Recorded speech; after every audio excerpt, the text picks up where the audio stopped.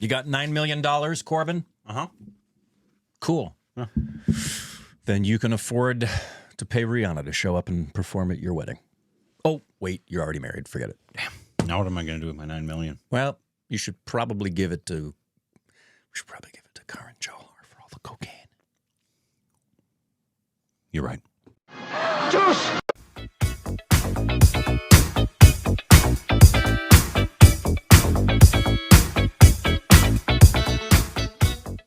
Hey, welcome back to our Stupid Rex. I'm Corbin. I'm Rihanna.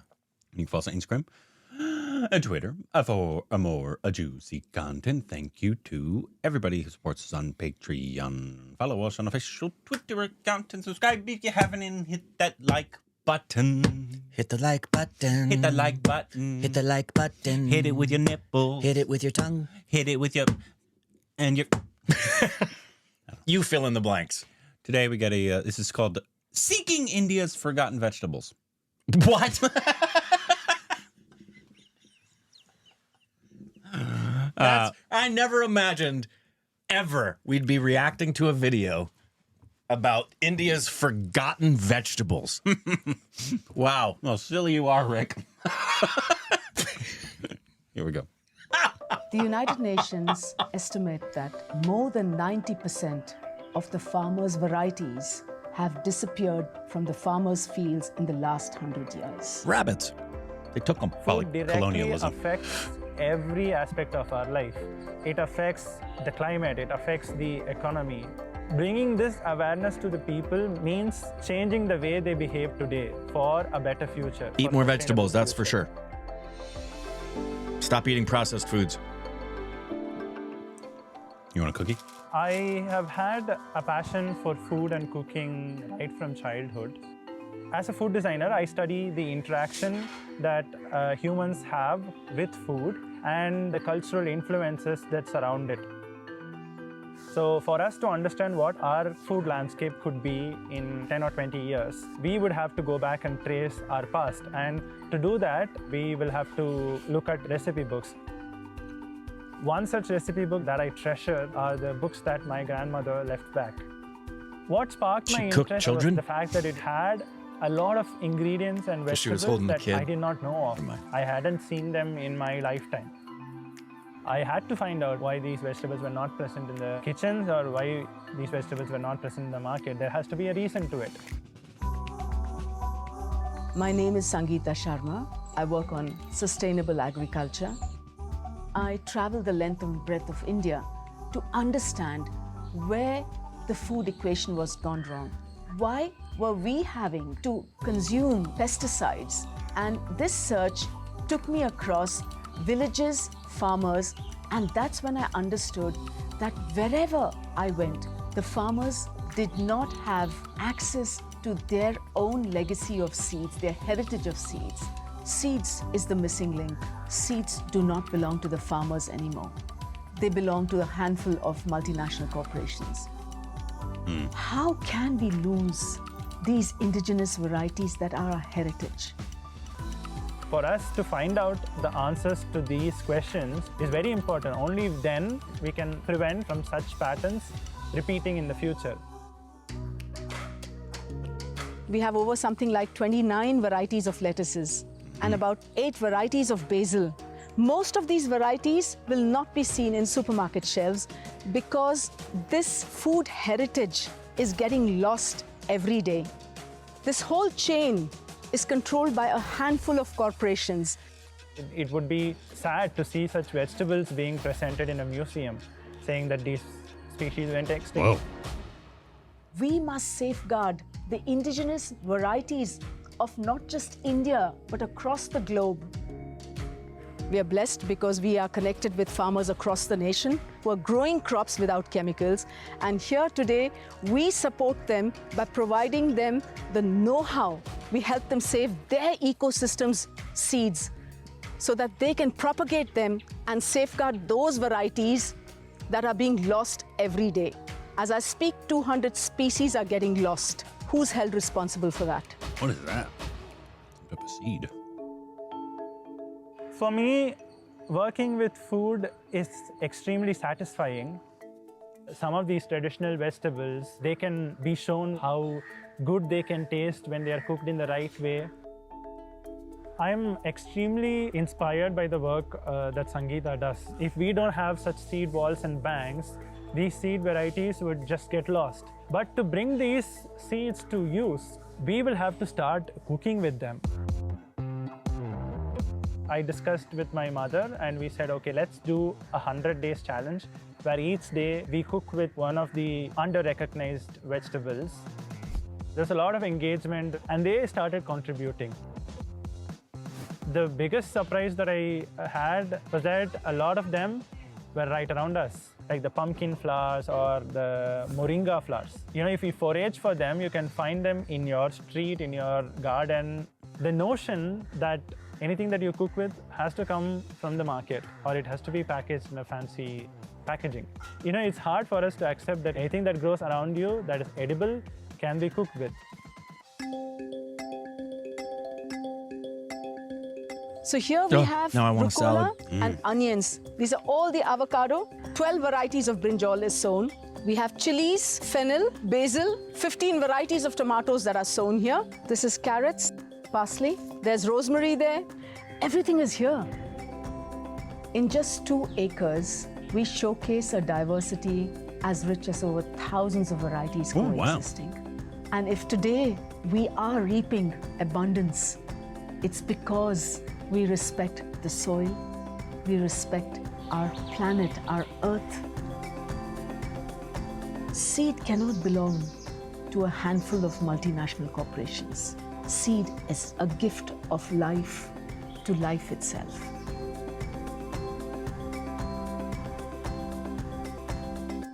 She's the Indian Bernie. The seeds cannot belong to a handful of 1% of the corporations. That's right. Give them back to the farmer and let the farmer have them. I agree, Indian Bernie. Burn down all the factories and replace them with farmland. Bernie's the best, man. I love Bernie. I do too. That should have a different title, man. Also, I would love for them to go over some of the like vegetables that aren't in.